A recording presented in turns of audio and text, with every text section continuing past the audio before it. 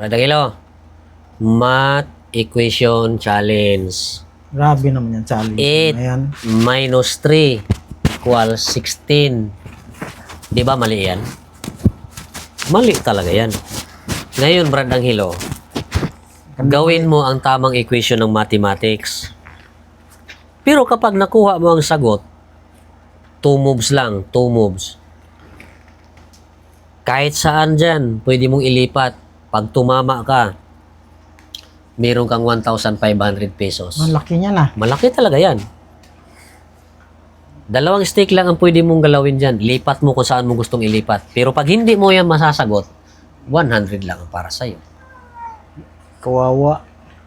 Nandid lang. 100 lang. Hindi mo pwedeng gawin kung 1.5 yan. Hindi mo nga nasagot. Pero pagka masagot mo, may 1.5 ka. Hindi naman pwedeng magbigay lang ako ng 1.5 na masagot, 1.5. Pag hindi masagot, 1.5 din. Ano na yun? 2 moves talaga to. 2 moves talaga yan. Pag ginawa mong 3 moves yan, hindi mo yan masasagot. Pag ginawa mo rin 1 move yan, hindi mo rin siya masasagot. Kasi pang 2 moves talaga siya.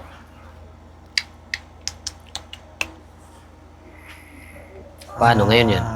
Aray. 8 minus 3 equals 6. Minus pala. Minus.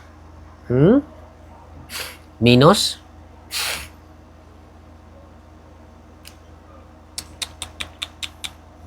Nine, 10, 12. Kaso.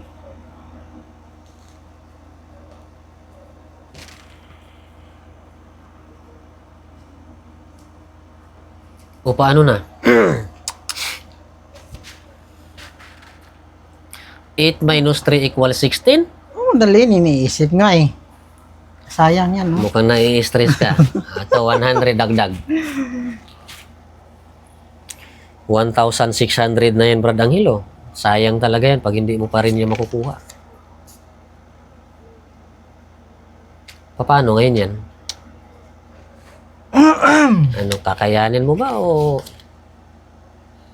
sayang yan? Ako'y nanghihinayang sa 1,600 pag Isa. hindi mo sasagot. Isa. 12. Aray mo. Aray.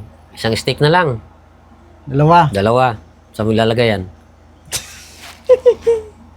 Yan. Oh. 9 Ay. plus 9 equals 18. 15 lang yun. So, ibig sabihin, ang manapalanunan mo, ito lang. Talo ka eh.